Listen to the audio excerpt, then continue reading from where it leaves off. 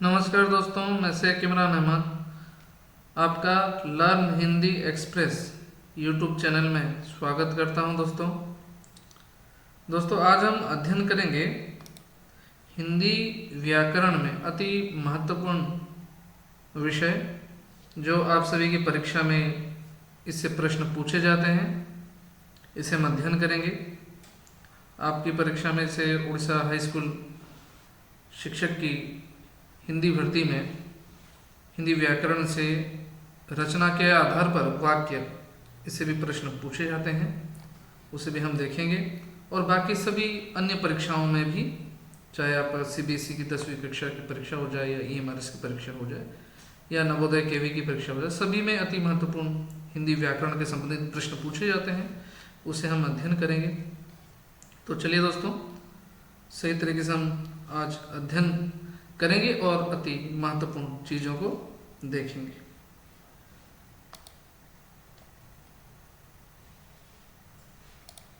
दोस्तों देखिए, आज हम अध्ययन करेंगे वाक्य। वाक्य अति महत्वपूर्ण विषय है। हिंदी में हम यदि देखें, कोई भी वाक्य हम जब बनाते हैं, वाक्य तो संपूर्ण तरीके से शुरू से तो वाक्य तो ये चीज़ें बनती नहीं है। तो याद रखिएगा आप सभी, वर्ण से ही क्या बनता है, बनते हैं, शब्द बनते हैं, और शब्द से क्या बनते हैं, वाक्य बनते हैं। और वाक्य में जो सार्थक खंड प्रयुक्त होते हैं उसे पद कहते हैं, और पदों के व्यवस्थित समूह को पदबंध कहते हैं। तो याद रखिएगा, यदि प्रश्न पूछे परिभाषा, क्योंकि परिभाषा जानकारी के लिए याद रखिएगा, शब्दों के सार्थक खंड को वाक्य कहते हैं, या शब्दों के सार्थक समूह को वाक्य कहते हैं। याद रखिएगा ये चीजें, ठीक है। अच्छा, शब्दों के सार्थक खंड को वाक्य कहते हैं। तो बच्चों देखिए, वाक्य में बताया गया है, मनुष्य के विचारों को पूर्णता से प्रकट करने वाले पद समूह को वाक्य कहते हैं। ये चीजें बताई गई है। और यहाँ पर देखिए, वाक्य सार्थक शब्दों का व्यवस्थित रूप है। इसको ये चीज़ों को आपको याद रखना है। वाक्य सार्थक शब्दों के, सार्थक अर्थात जिसका जो शब्द का अर्थ होता है, तो वाक्य के सार्थक शब्दों का व्यवस्थित रूप ही, उसे ही वाक्य कहा जाता है। याद रखना ये चीज़ें। अभी हम वाक्य के प्रकार देखेंगे। वाक्य को दो भागों में बांटा गया, अर्थ के आधार पर और रचना के आधार पर, जो हमारी परीक्षा में पूछी जाती है। आप सब देखिएगा, यहाँ पर रचना या स्वरूप की दृष्टि से वाक्य के भेद हम देखेंगे। याद रखिए, रचना की दृष्टि से वाक्य को कितने भागों में बांटा गया है? 3 भागों में।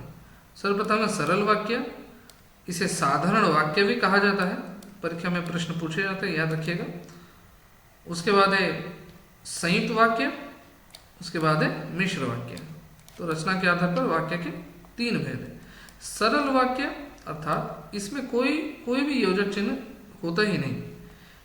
सरल वाक्य को पहचानने का तरीका क्या है? इसमें एक उद्देश्य होते हैं और एक विधेय होते हैं। अर्थात जो कार्य कर रहा है, जिसके द्वारा कार्य किया जा रहा है, वो उद्देश्य है, ठीक है, या जिसके बारे में बताया जा रहा है वो उद्देश्य है। और जो कार्य कर रहा है, उद्देश्य है जो कार्य संपादित कर रहा है, और जो भी वो कार्य कर रहा है, क्या कार्य कर रहा है, वो हो जाएगा विधेय, ठीक है। ये चीजों को आप याद रखना है। जैसे यहाँ पर एक उदाहरण है, बिजली चमकती है, बताया गया बिजली क्या हो जाएगा? ये मुख्य है, तो ये है उद्देश्य। चमकती है, ये विधेय है, याद रखना। चमकती है, ये विधेय, और इसे क्रिया भी कहते हैं, ठीक है। दूसरा यदि उदाहरण मैं आप सभी के सामने प्रस्तुत करूंगा, माली पौधों को पानी से सींचता है। माली पौधों को पानी से सींचता है, अर्थात जो माली पौधों में पानी सींचने का काम कर रहा है, ठीक है। तो माली के द्वारा कार्य हो रही है, तो माली हो जाएगा उद्देश्य। पौधों को पानी से सींच रहा है, तो पानी सींच रहा है, ये हो जाएगा क्या, विधेय। ठीक है, तो याद रखना साधारण या सरल वाक्य भी इसे कहते हैं, ये चीज आप सभी याद रखिएगा। उसके बाद है मिश्र वाक्य। मिश्र वाक्य में हम देखेंगे, मिश्र अर्थात सरल वाक्य हम देख चुके हैं, उसके बाद हम संयुक्त देख लेते हैं, फिर उसके बाद मिश्र देखेंगे। संयुक्त वाक्य याद रखना, सरल वाक्य में एक ही पद उद्देश्य होते हैं और एक विधेय जिसके द्वारा कार्य की जाती है वो है उद्देश्य, या जो व्यक्ति कार्य कर रहा है वो क्या कार्य कर रहा है वो हो जाएगा विधेय। ठीक है, लेकिन संयुक्त वाक्य में याद रखना, इसमें ना कोई भी शब्द, एक शब्द दूसरे शब्द के ऊपर निर्भर रहते ही नहीं, अर्थात स्वतंत्र होते हैं। वे क्या होते हैं, स्वतंत्र होते हैं शब्द। ये चीजों को याद रखिएगा। कुछ नियम जो सामान्य नियम है उसे हम संक्षिप्त में देखते हुए चलेंगे। जैसे बताया गया है, जिस वाक्य में साधारण अथवा मिश्र वाक्य का मेल संयोजक अवयवों द्वारा होता है उसे संयुक्त वाक्य कहते हैं। तो इसे बताया गया, जो साधारण अथवा मिश्र वाक्यों का मेल, जिससे आपका साधारण अथवा मिश्र वाक्यों के मेल मत, अर्थात सरल या मिश्रों के जो मेल है उसके संयोजक के अवयवों को संयुक्त वाक्य कहा जाता है। तो अर्थात याद रखना, जो वाक्य दो वाक्य को जोड़ने का जो कार्य करता है उसे योजक चिन्ह कहते हैं। ठीक है, जैसे यहाँ पर आप सभी देखिएगा, मैं उदाहरण आप सभी के सामने प्रस्तुत करूंगा। आप सभी देखिएगा, एक वाक्य दूसरे वाक्य के ऊपर निर्भर ही रहता ही नहीं है, अर्थात स्वतंत्र रहते हैं। जैसे यहाँ पर एक उदाहरण दी गई है, मैं रोटी खाकर लेटा कि पेट में दर्द होने लगा और इतना बड़ा कि तुरंत डॉक्टर को बुलाना पड़ा। यहाँ पर देखिए और अर्थात ये योजक चिन्ह है, इसे जोड़ने का कार्य किया गया। दूसरा उदाहरण यदि आपके सामने बताऊंगा, जैसे राम विद्यालय गया और वह वापस आ गया। इसमें और जो है ये हो जाएगा क्या, ये संयुक्त वाक्य के योजक चिन्ह है। जैसे और, किंतु, परंतु, अतः, ये संयुक्त वाक्य के योजक चिन्ह है। ये चीजों को याद रखिएगा।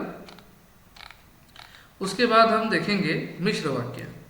मिश्र वाक्य में चाहे इसमें याद रखना, एक प्रधान उपवाक्य होते हैं और दूसरा आश्रित उपवाक्य होते हैं, अर्थात जो दूसरे वाक्य होते हैं ये प्रधान वाक्य के ऊपर निर्भर रहते हैं। जैसे यहाँ पर बताया गया, एक साधारण वाक्य के अतिरिक्त उसके अधीन कोई दूसरा अंग वाक्य हो उसे मिश्र वाक्य कहते हैं। तो बताया गया, एक साधारण वाक्य अर्थात एक मुख्य वाक्य है, एक दूसरा क्या है, आश्रित वाक्य है। ठीक है, जैसे यहाँ पर आप देखिए उदाहरण, मिश्र वाक्य के उदाहरण में आप कैसे पहचानेंगे। जैसे मिश्र वाक्य का जो योजक चिन्ह है ना, जैसे जो, जब, तब, जैसा, वैसा, क्योंकि, ये मिश्र वाक्य के योजक चिन्ह है। की, ठीक है, जो की का में छोटी की मात्रा की और का में बड़ी की मात्रा की, ये दो योजक चिन्ह, ये सभी मिश्र वाक्य के उदाहरण है। आप इसे ट्रिक्स के माध्यम से याद रख सकते हैं। जैसे यहाँ पर बताया गया, वो कौन सा, एक मिनट रुकिए, यहाँ पर थोड़ा सा निभा दूं।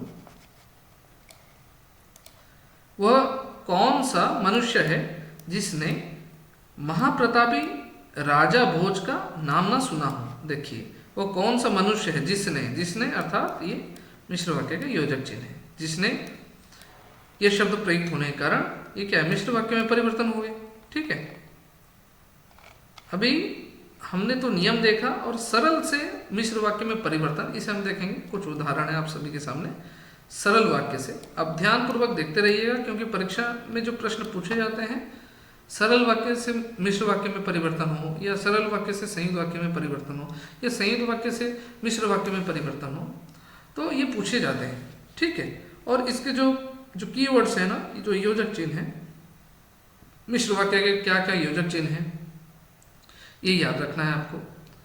और संयुक्त वाक्य में क्या क्या योजक चिन्ह है, इसे भी आपको याद रखना है। ठीक है, जैसे यहाँ पर देखिए सरल वाक्य। सरल तो ये अति सामान्य है, ये आसान है, हम आसानी से समझ सकते हैं। जैसे उसने अपने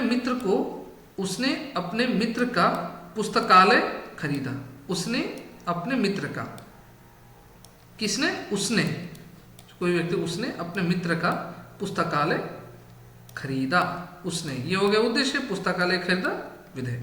इसमें यदि मिश्र वाक्य में परिवर्तन किया जाए तो यहाँ पर तो योजक चिन्ह का प्रयोग होगा। जैसे उसने उस पुस्तकालय को खरीदा जो, देखिए यहाँ पर ये एक वाक्य है, उसने उस पुस्तकालय को खरीदा, एक वाक्य है, जो उसके मित्र का था। तो उसने उस पुस्तकालय को खरीदा, प्रधान उपवाक्य हो गए, जो उसके मित्र का था, ये आश्रित उपवाक्य। ये प्रधान उपवाक्य जो है ये मेन वाक्य है, मुख्य वाक्य, उसके ऊपर जो उसके मित्र का था, ये आश्रित उपवाक्य निर्भर हो गए। ठीक है।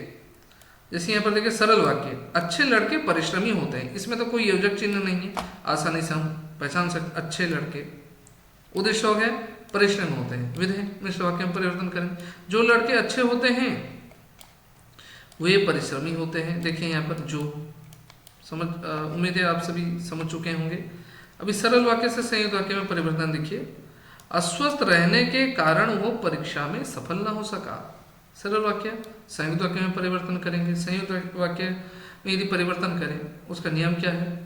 तो संयुक्त वाक्य में एक वाक्य दूसरे वाक्य के ऊपर निर्भर रहते ही नहीं, अर्थात क्या है, स्वतंत्र रहते हैं। ठीक है। जैसे वह अस्वस्थ था और, देखिए और, ये दो वाक्य को जोड़ने का कार्य इसने किया, और अर्थात ये क्या है, योजक चिन्ह है, और इसीलिए परीक्षा में सफल न हो सका।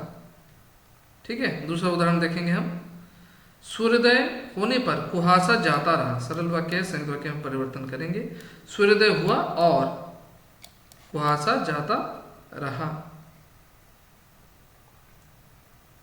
अभी दूसरा उदाहरण देखेंगे, गरीब को लूटने के अतिरिक्त उसने उसकी हत्या भी कर दी। सरल वाक्य है, संयुक्त वाक्य में परिवर्तन देखेंगे, उसने ना केवल गरीब को लूटा, देखिए एक वाक्य, बलिक देखिए योजक चिन्ह है, उसकी हत्या भी कर दी।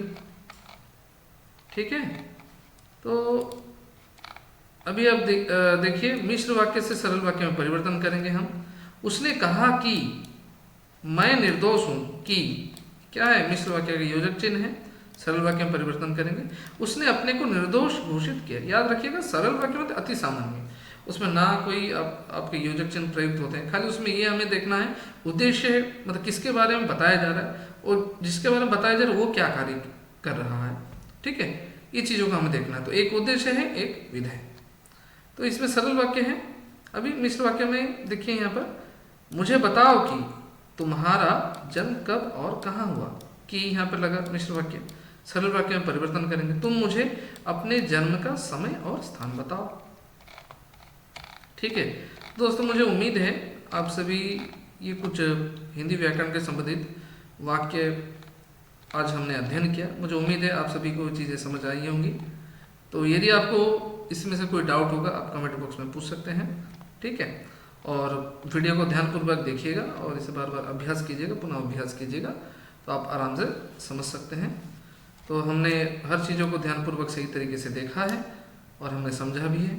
ठीक है। इसके संबंधित आगे भी अति महत्वपूर्ण वीडियो लाता रहूँगा, हम अध्ययन करते रहेंगे और जीवन में अपने लक्ष्य तक प्राप्ति करते रहेंगे और निरंतर आगे बढ़ते रहेंगे। इसलिए यदि ये महत्वपूर्ण वीडियो का समझ में आपको ये चीज़ें आई होंगी तो आप चैनल को लाइक कर दीजिएगा, सब्सक्राइब कर दीजिए और ज़्यादा से ज़्यादा अपने दोस्तों को शेयर कर दीजिए। अभी हम निरंतर हिंदी व्याकरण या हिंदी उपन्यास, कहानी, सभी प्रकार के जो परीक्षा के संबंधित वीडियो आप ही के चैनल लर्न हिंदी एक्सप्रेस में आपको मिल जाया करेंगे। आप ज़्यादा से ज़्यादा अपने दोस्तों को शेयर कीजिए और सब्सक्राइब करना ना भूलिए। फिर मिलते हैं अगले अति महत्वपूर्ण वीडियो लेकर आप सभी के सामने मैं आऊँगा और हम हिंदी के विषय के संबंधित सीखेंगे और अपने जीवन में आगे बढ़ेंगे। धन्यवाद। जय हिंद, जय भारत, वंदे मातरम।